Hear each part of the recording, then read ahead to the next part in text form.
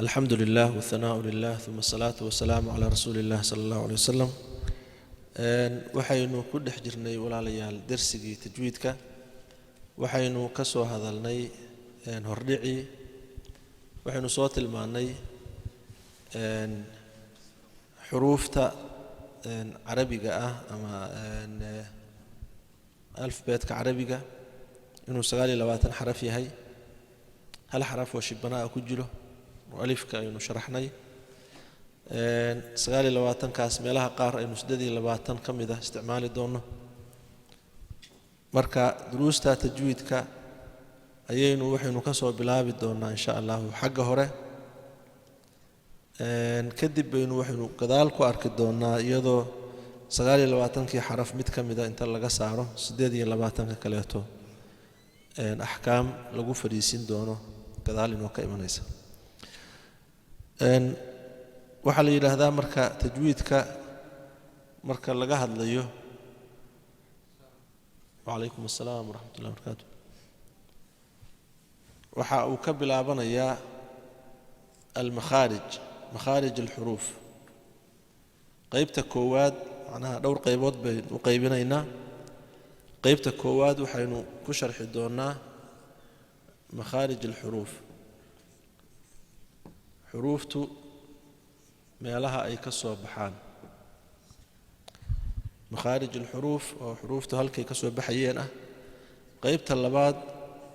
waxaynu ku sharxi doonaa insha Allah الصفات اللازمة الصفات اللازمة للحروف صفooyinka joogtada ah ee aan xurufta marna ka harayn صفات لازمة la yiraahdaa الصفات اللازمة للحروف qaybta saddexaadna waxaynu kaga hadli doonaa waxa la yiraahdo الصفات العارضة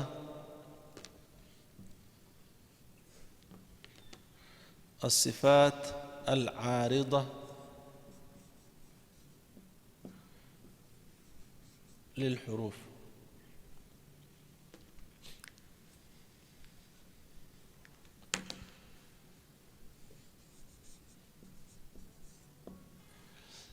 maxay kala yihiin saddexdaas qaybood ayaynu insha Allah dowradeennan ku qaadan doonaa qaybta koowaad waxa weeye makharij al-huruf xuruftu meelahay ka soo baxayeen xaraf kasta positionkii uu ka soo baxayay meeshuu ka imanayay waa qayb xurufta qaarkood waxa ay noqdaan daris oo macnaha hal meel bay ka soo wada baxaan kuwana waa isu dhawaadaan oo daris bay noqdaan marka xurufta meesha ka soo wada baxaysa way isu ekaanayaan waa in la helo marka wax lagu kala saaro kuwii meesha ka soo wada baxayay baa isu ekaan kara kuwii dariska ahaa baa isu ekaan kara si loo kala saaro marka waxa imanaysa as-sifaat al-laazima lil-huruf tilmaamaha joogtada ah ee xuruftu ay leeyihiin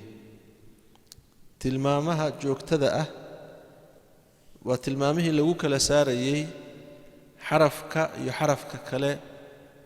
ee ay isku meesha ka soo baxayaan ama isu eg yihiin markaan qaadano xaraf kasta halkuu ka soo baxayay oon qaadano tilmaamihii lagu kala soocayay xurufta ee sida joogtada ah xarafka ula socday waxaynu u tagi doonaa qaybta inta badan tajwiidka laga bilaabo oo asal ahaan iyadu xagga dambe leh laakiin kutubta qaar ay soo hormariyaan waa sifaadka loo yaqaano as-sifaat al-caarida lil-huruf tilmaamaha caaridka ah soo banbaxa tilmaamaha aan joogtada ahayn ee xuruftu ay leeyihiin tilmaamaha marmar macnaha markii xarafkii aad taqaanay halkuu ka soo baxayay oo aad taqaanay tilmaantii joogtada ahayd ee xarafkaasi la dhashay xarafkaas iyo xaraf kale markay kulmaan tilmaam kulankoodaas ka dhex dhalata ayaa waxaa la yidhaahdaa tilmaamaha caaridka ah sifaat caarida lilxuruuf tusaale haddaan idhaahdo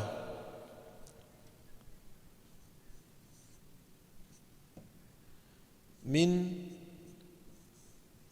axadin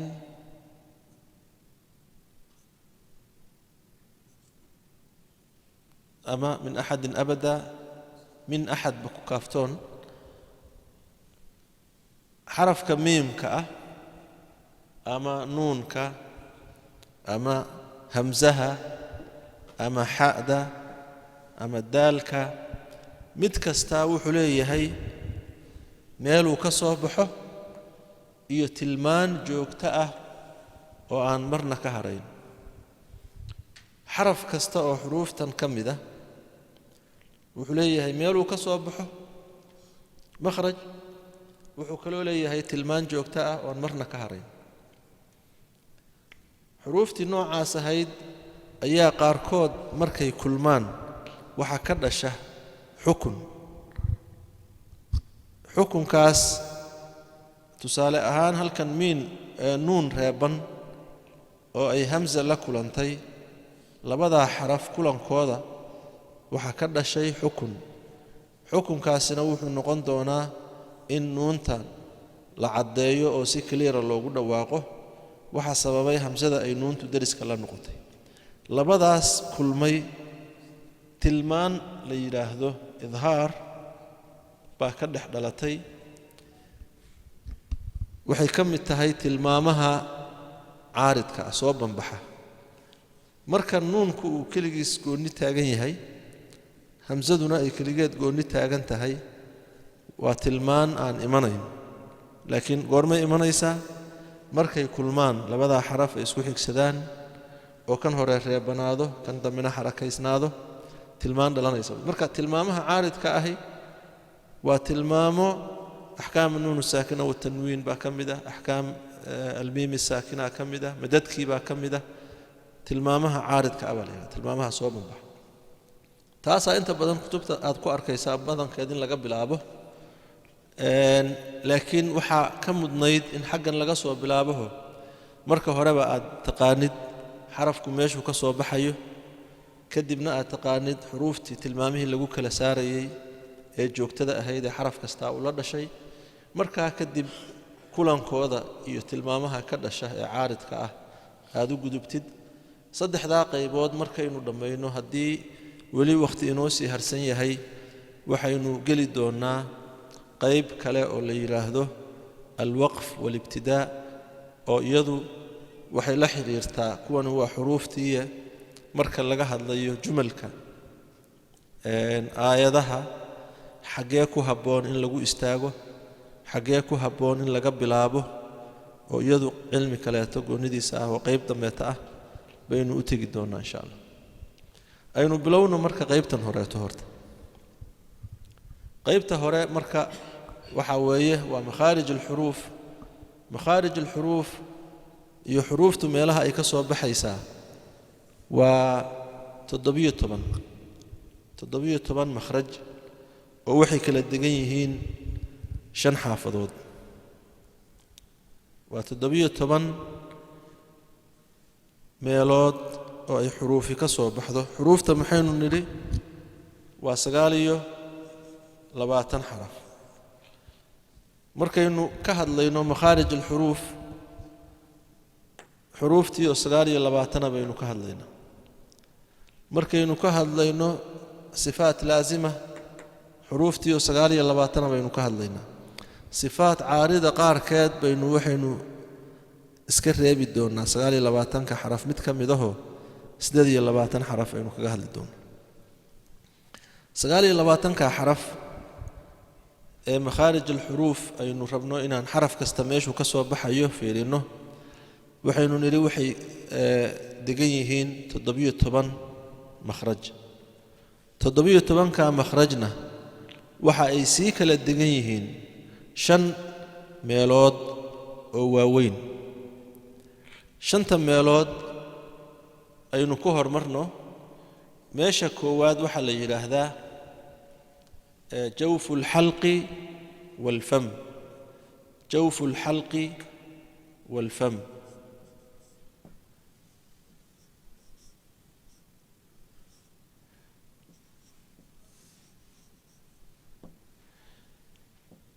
جوف الحلق والفم هو مرينك أفكا يدونتا. هو مرينك أفكا يدونتا الخلاء الداخلي للفم وحا كويا له هالمخرج وحافظ شنتي حافظوت كمده. شنتا حافظ داس أما قيب تاس وحا دقن هالمخرج oo 17 makhraj ka mid ah. meesha labaad waxa weeye oo makhrajka labaad macnaha degan yahay ama makharijta qaybteeda ka mid ka ah ay degan tahay xaafadda labaada waxa la yiraahdaa alxalq dhuunta iyadana waxa degan 3 مخرج baa degan.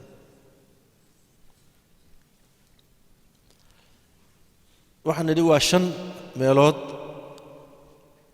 oo ay 17 makhraj kala degan yihiin 29 xarafna ay ku dhan yihiin. 5 meelood meesha koowaad waxa la yiraahdaa baynu nidhi jawfu alxalqi walfam waa hawo mareenka afka iyo dhuunta oo aynu sharxi doono. waxa degan baynu nidhi hal makhraj oo ka mid ah 17 makhraj. meesha labaad ee 5 meelood ka mid ah waxa weeye alxalq. waxa degan baynu nidhi 3 makhraj oo ka mid ah 17 makhraj. imisa halka ku haysa 4. meesha saddexaad waxa weeye اللسان. meesha afraadna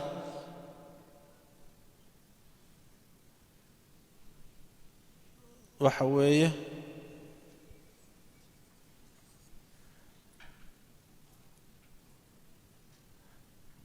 الشفتان.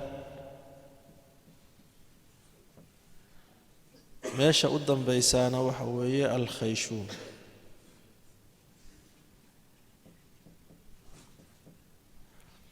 okay 5 meelood oo ay 17 makhraj kala degan yihiin waxaynu nidhi waxa weeye jawfu alxalqi walfam oo hawo mareenka dhuuntii afka ah. alxalq oo dhuunta ah. allisaan oo carabka ah. الشفتان oo dibnaha ama bishimaha ah. الخيشوم oo sanqada ah. 5taas xaafadood oo waaweyn ayaa waxa kala degaya 17kii makhraj. si aysan inoo ku badan maanta casharkeenu wuxuu ku kaabnaan doonaa qaybtaas. intaasaynu sharxi doonaa ilaahay dankiis kadibna qaybaha kaleeto ayaynu u gudbaynaa. marka waa 5 meelood oo waaweyn oo 17 makhraj ay kala degan yihiin. 17 makhrajna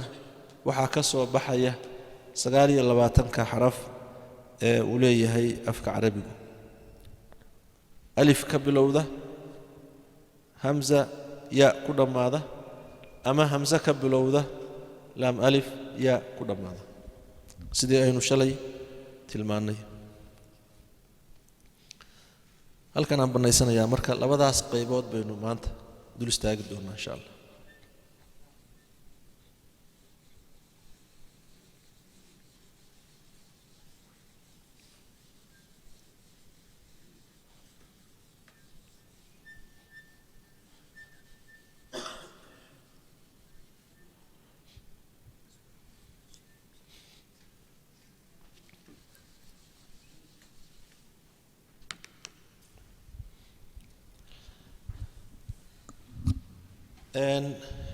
waxaan isku dayayaa inaan wax uun u eg muuqaal ahaan sidii ay ahayd aan u soo dhoweeyo si fahamku u soo dhowaado ma aha sawir oo dee sidii ay ahayd uma sawiri karo laakiin wax uun aynu ku fahanno uun baan isku dayayaa inaan tilmaamo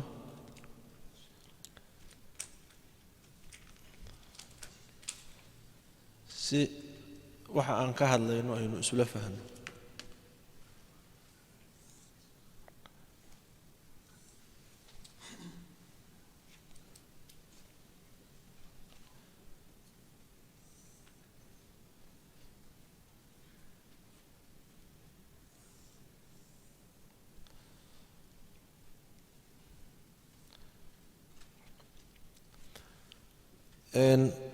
haddii aan dhahno tusaale ahaan waa iska tusaale weeye inaan ku fahanaan rabnaa bes wax kale ma aha haddaan dhahno tani waa dhuuntii oon middaan ku magacowno inay tahay alxalq dhuuntii inay tahay inaan ku magacowno haddaan dhahno kanna waa carabkii tusaale ahaan oo allisaan aan ku magacowno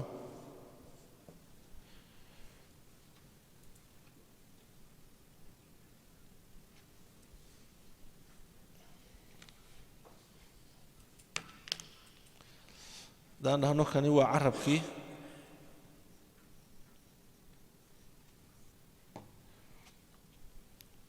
tanna aan dhahno waa dhuuntii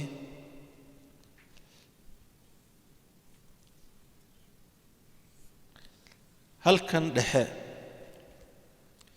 meeshan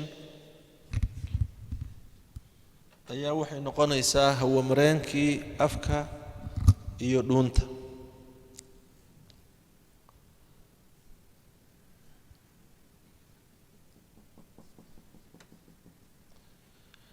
halkaas waa meeshii hawadu ay maraysay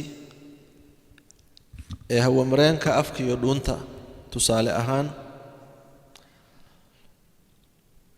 waxaa degan baynu nidhi halkaa makhrajka la yidhaahdo jawfka jawfu alxalqi waalfam hawamareenka afka iyo dhuunta waxaana ka soo baxa 3 xaraf oo xuruuftii 29 ahayd ka mid ah 3 xaraf ee halkan ka soo baxaa waxa ay kala yihiin alifkii madka waa xuruufta madka 3 abal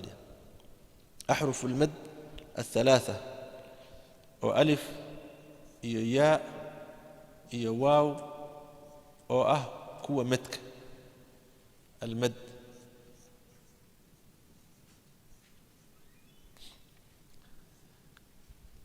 saddexdaa xaraf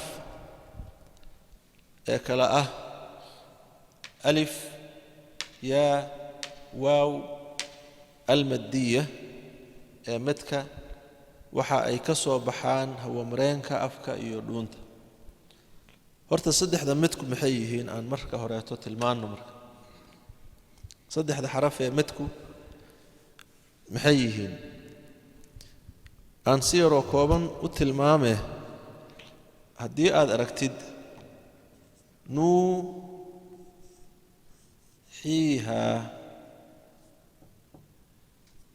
nuuxiihaa haddaad u fiirsatid waxaynu ka fahmaynaa saddexda xaraf ee loo jeedo xuruufta midkee saddexda ah wowgan wuu reeban yahay xarafka ka horeeyaana waa xaraf godan kow taa qabso marka wow reeban oo xarafka ka horeeya uu godan yahay waa shardi wowgaas waxaa la yidhaahdaa wowga madka labo ya reeban oo xarafka ka horeeya uu hoos dhigan yahay xarafka ka horeeya noocu doono ha noqdo ya reeban xarafka ka horeeyaana hoos dhigan yahay iyadana waxaa la yidhaahdaa ya'dii madka waa xaraf labaad alif reeban oo xarafka ka horeeya kor dhigan yahay inta badan alifka laguma daro xarafka ka horeeya inuu kor dhignaado maxaa yeelay alif aan xarafka ka horeeya kor dhignayn ma jiro alif ma noqon maayo haddii xarafka ka horeeya uu kor dhigmi waayo alif madka oo midkii aynu shalay tilmaamayno lahayn wuxuu marmarka qaarkood laam baa kursi looga dhigayo laam alif weeye kaas mar walba xarafka ka horeeya wuu kor dhigan yahay waana midka aynu niri xuruufta 29 ah isaga laga reebi doonaa oo mar 28 kala la adeegsan doonaa isaga meesha laga saaraya sababaha looga saarayona waxaan ugu tagi doonaa marka qaybta saddexaad aynu ugu dubno saddexda xaraf waa wawgaas reeban oo xarafka ka horeeya gudan yahay ya-da reeban oo xarafka ka horeeya hoos dhigan yahay iyo alifka reeban oo xarafka ka horeeya kor dhigan yahay saddexda meesha ku aragto waxa la yiraahdaa xuruuftii midka saddexda ahayd xuruuftaasi waxa ay degan tahay makhraj ahaan oo ay ka soo baxaan hawo mareenka dhuunta iyo afka الخلاء الداخلي للفم halka dheer ayay dheeran yihiin waa ugu makhraj dheer yihiin markaad ku dhawaaqaysid meeshaas oo dhan bay xuruuftaasi ka soo baxaysaa meel kale ha la aadin oo tusaale ahaan nuu markaan leeyahay nuu sanqadayay ka aadin wawgu wuxuu ka soo baxayaa halkan hawadaasuu soo maraya cidlada ah ya-daasi halkaas soo maraysa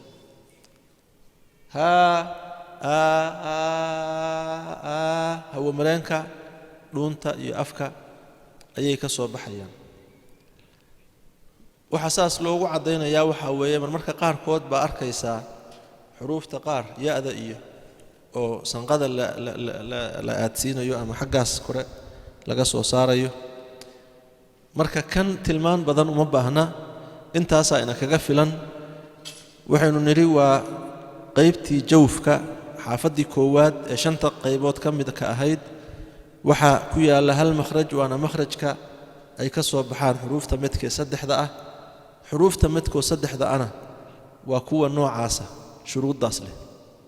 meeshoodan insha Allah markaynu midka tagno baynu ku sii faahfaahin doonaa waxkaamta midka waxay inoo ku iman doontaa qaybtaas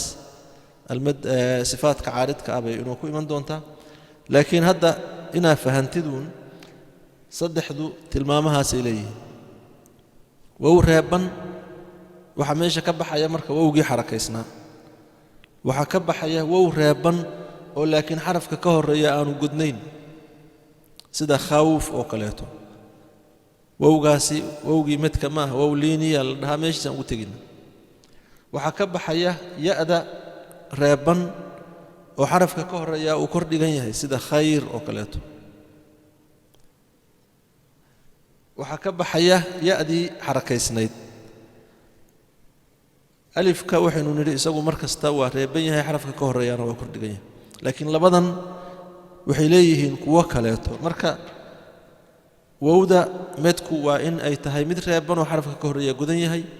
ya-da medkuna waa inay tahay ya reeban oo xarafka ka horeeya uu hoos dhigan yahay iyo alifka oo markasta xarafka ka horeeya kor dhigan yahay xuruuftaasa waxa la yiraahdaa xuruuftii medka ee saddexda ahayd meeshaasayna ka soo baxaan taa markaan intaa kaga gudubno marka waxaan u gelaynaa xaafadda labaad ama makhrajka labaad ee ah alxalq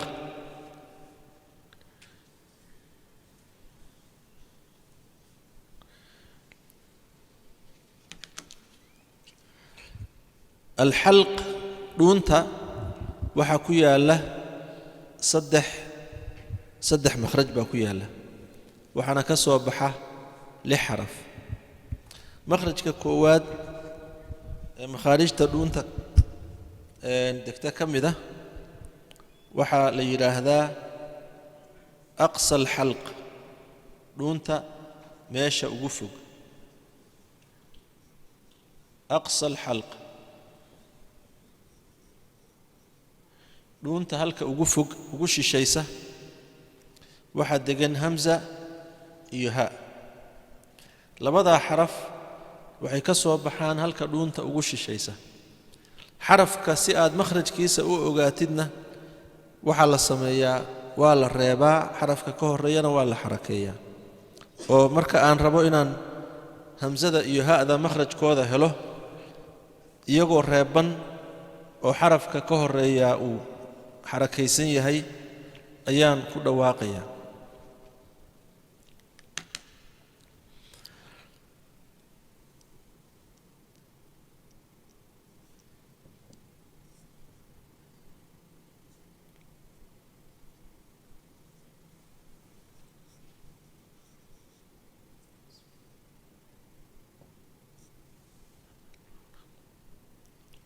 لا يألونكم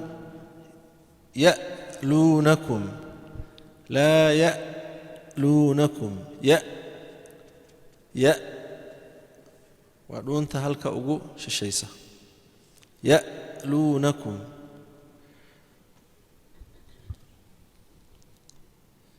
اهدنا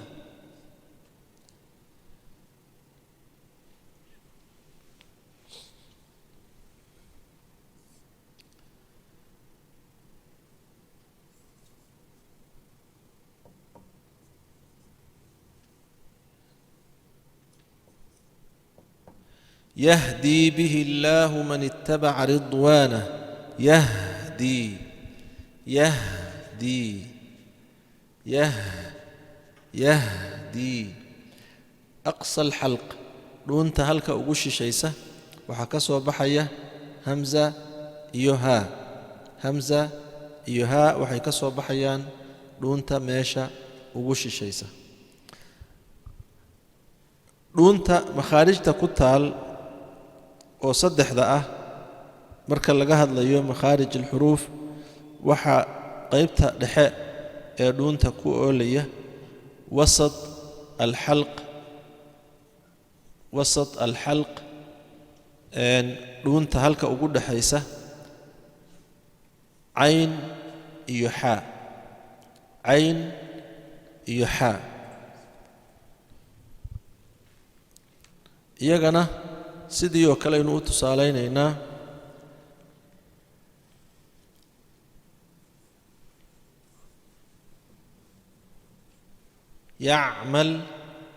يعمل فمن يعمل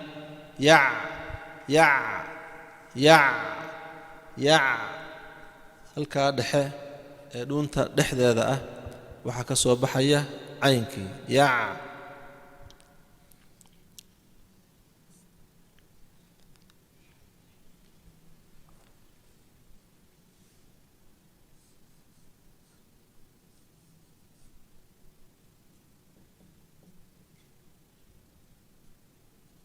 ليحملوا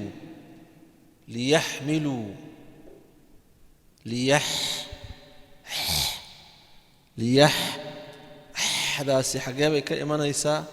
waa sifaadkii laasimka ahaa meeshoodaan ugu tegi doonaa liyaxmiluu marka xaa iyo cayn waxa ay degan yihiin wasat alxalq qaybtan ugu sarraysa waxaa la yidhaahdaa adnaa alxalq dhuunta halka ugu sokaysa oo carabka mima yali allisaan carabka xaggiisa xigta waxaa ka soo baxa hayn iyo khaa waxa ay degan yihiin dhuunta halka ugu sokaysa ee xagga carabka soo xigta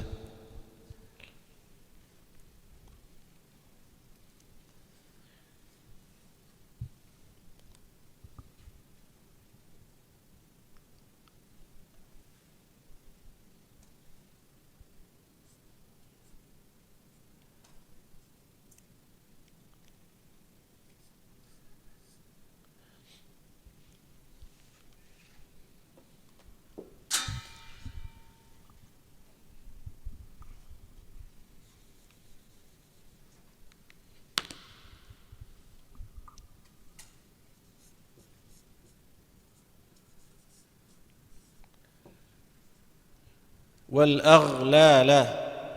الأغلال والأغلال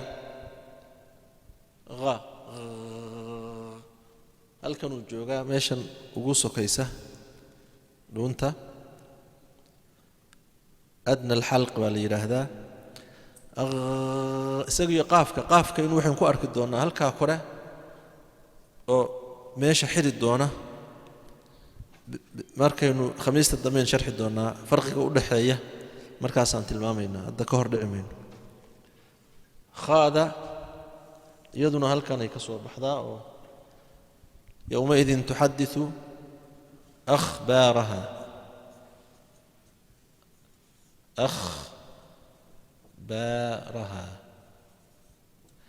maxaynu nidhi xarafka markaa rabtid makhrajkiisa inaa heshid waa reebaysaa xaraf xarakaysanna waa ka hormarinaysaa si aad ugu akhrido halkaas meesha codku uu ku dhammaado baa waxay tahay makhrajkii xarafka laa ya'luunakum yahdii waa aqsa alxalq yacmal liyaxmiluu waa wasat alxalq والأغلال أخبارها وحويه أدنى الحلق دون تهلك أقصو كيسا ميلهن لب كمجره إننا نعليسنا كما هيستوصوا مالي أهان وميلو أينو كلاسي منها هي انت بدن مركا لغا ريبو غينك حروف تنكليتو لغة دينا نوي كجرتا سوماليغا عربي نوي كجرتا غينكاس إنه وحنا نقول وين جرتنا جاء ما دام وصنف كأني كم دهين غير المقدوم بالآخر يجري وجاء بوسكيسي للجليي صحنا ما هين السجا مركل لجرة يابو أنت كلاته وحروف أينو كوجرنا إنه لقدرنا وعن عليس بدنا كوهين ما شهد ودي شقضى إنه كبه هنا يساوح ويمرك إنه حاجة نصي سقنه وإنه قيب تعربك يحروف تكسو بحيسة تجنه انت أصينه قلبت 10 كأنه كسو أفميرينا بارك الله فيكم وجزاكم الله خير والسلام عليكم